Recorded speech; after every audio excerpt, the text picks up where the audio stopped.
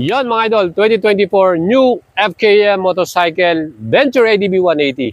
Ito yung ating i-review sa inyo. Actual test ride natin. And today, subukan naman natin to sa city ride. Yung masikip na lugar, yung matraffic, at yung mahirap sumingit. Flexible ba tong ating brand new Venture ADB 180? Siyempre, susubukan natin yan with passenger. At dito po tayo sa Angono, overseeing Kita naman po ninyo yung likod natin. Napakaganda ng tanawin dito. Ito naman, paakyat naman to, dire-diretso. So doon din, susubukan natin. Kaya ba rito umakyat nang walang kahirap-hirap dahil 180cc siya. Kaya mga ito, samahan niyo ako. Yan ang ating feature for today. FKM Venture ADB 180, ang ating pinaka-actual test ride. Yan. Alright, tara samahan nyo ako mga idol at subukan natin ang ADB 180 sa isang city ride. Test ride na natin to. Let's go! At ang starting point natin, dito tayo sa Binangonan, Rizal. Then we're going to SM Mall of Asia. So medyo mahaba-haba din yan. At for sure mga idol, stop and go ang dadaanan natin. Medyo matraffic po, lalo-lalo na dyan sa may papuntang C5. Plus, sukatin na rin natin kung magkano ba ang magiging fuel consumption or mileage natin sa Venture ADB 180. Total natin na ikarga ngayon is 7.95 liters. Binayaran natin 495.21. So yan, mamaya ibibigay ko sa inyo yung pinaka-total na magiging computation natin.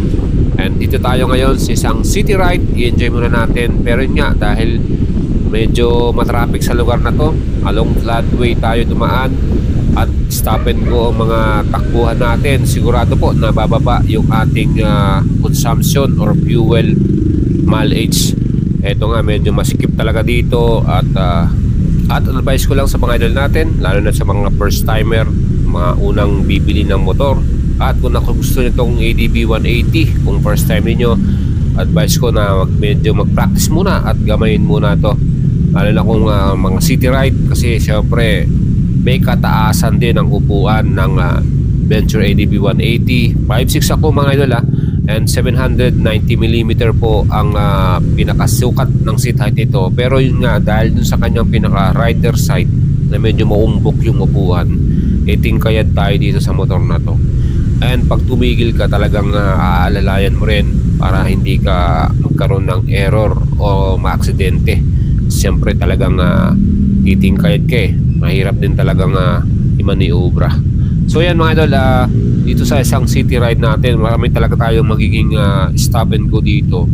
So ang kagandahan, ang Venture ADB 180 meron tong idling stop and start yan, namamatay po yung ating engine once na nag-stop tayo sa isang traffic light.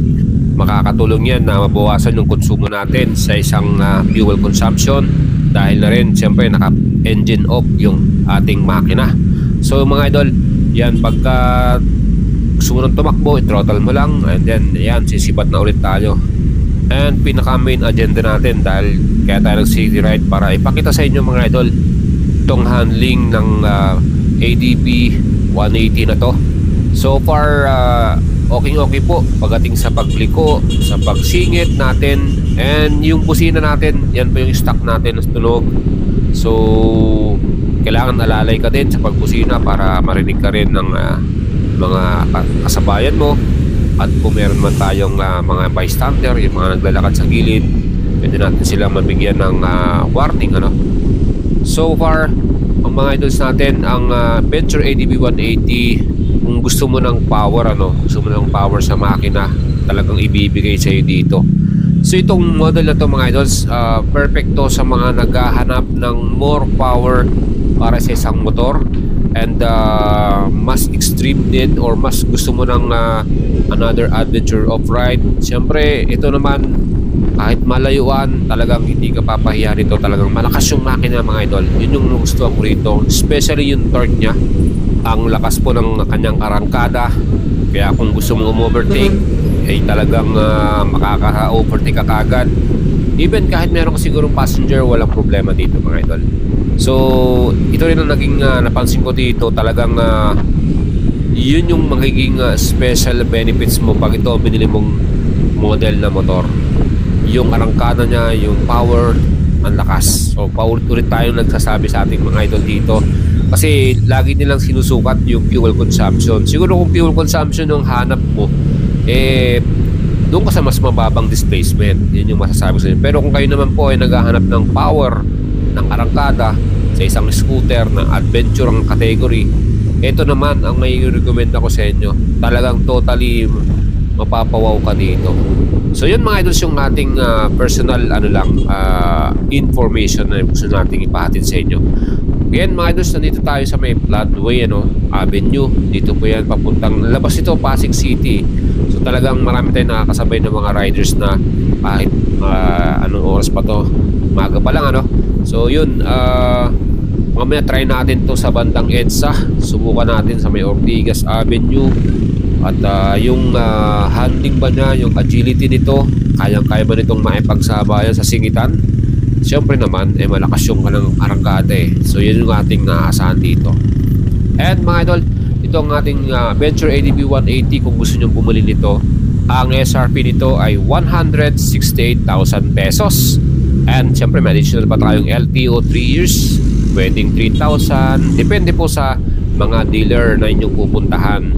And kung gusto natin yung maka-purchase nito, ngayon po ang ating update sa mga idol natin, medyo reservation muna tayo dahil yung first batch ay talagang sold out kagad.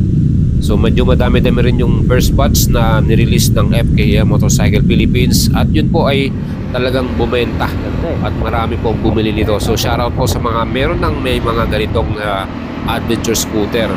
Let me know your comment, mag-leave kayo sa ating video. In-enjoy nyo ba ang inyong arangkada at power dito? So mga idol natin, kayo po ba'y nabibitin pa sa scooter na to? Dahil yun po talaga yung purpose ng ADB Venture 180 na to.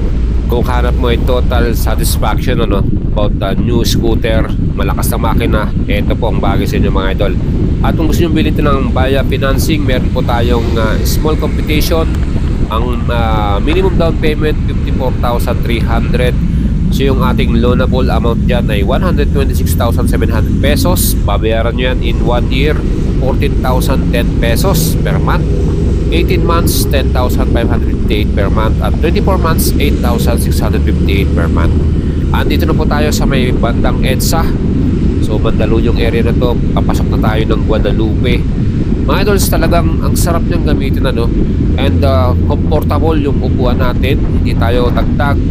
Yung ating riding position dahil upright to, sa kamay natin hindi tayo masakit sa kamay dahil hindi po matagtag yung shock niya. So overall talagang perfect to pang long rides sa mga gusto pong magkaroon ng motor na ganito. And sa pagsingit naman walang problema din, malakas siya So kayang-kaya yung umarangkada dito mga idol at makipagsabayan. Yung mga gulong natin dito, meron tayong dual purpose type na gulong. So yan po ay CSC tire. Okay din yung grip nya kahit sa asphalt, city ride natin. Hindi siya madulas, talagang makapit din. At isa pang napansin ko rin talagang yung bounce ng ating rear suspension, talagang mapipil mo yung ganda. So hindi masakit sa likuran, saka sa rider talagang i-enjoy mo, talagang soft lang siya. And here mga idol, approaching na tayo sa Boni Avenue. Ito yung station ng MRT. Then pababa na tayo dito papunta na tayo ng Guadalupe. So malapit-lapit na tayo dahil pupunta tayo ng Pasay, papunta tayo ng MOA. So meron tayong pupuntahan dyan na event. And today early morning, so maganda yung naging takbo natin, hindi siya masyadong matraffic. Ayan, sabayan natin yung MRT dito sa may Guadalupe area mga idol. And medyo maluwag pa yung ating ride today. So, napansin nyo talagang hindi pa ganun kapuno ng sasakyan dito na 4 wheels So bilang motor, madali tayong makakarangkada, makakasingit at dire-diretso lang yung rides natin dito. At itong ating pupuntahan nga dito sa Mall of Asia, isang malaking event dyan. At tingnan natin kung ano yung magiging vlog natin dito. Yan mga idol. So far so good ang ating Venture ADB 180. Talagang perfect yung ating riding position, hindi nakakapagod. Yung ating suspension talagang well balanced, hindi siya matagtag. At yung ating upuan, makapal yung foam kaya hindi masakit sa puwet. Yun nga lang, medyo may katakaran, so medyo tingkayan tayo ng konti dito. And syempre subukan naman natin to sa isang uphill climb. And isa sa pinakakilalang lugar dito po sa may Angono, Rizal, Binangonan, Rizal, yung escalera dyan, yung marami dyang mga cafe na pwede nyo puntahan at papasok sa looban ay talagang matarik at pakyat lahat yan. Etong si Venture ADB 180 panis no. Kumbaga sa lakas ng arangkada niya at sa lakas ng makina nito, kahit may passenger ka, hindi mo mapipil yung pagod or hirap niyang umakyat, mag-climb. So mga idol, perfect talaga tong scooter na to, Venture ADB 180. Talagang ang ganda po ng tanawin dito sa overlooking sa may Angono, no? So sa mga idol natin na gustong magpalamig, mag-relax, mag-unwind, no? Ito perfect dito. Kahit nakamotor ka lang, pwede dito mga idols, at walang kahirap-hirap dito sa ating Venture ADB 180 dito.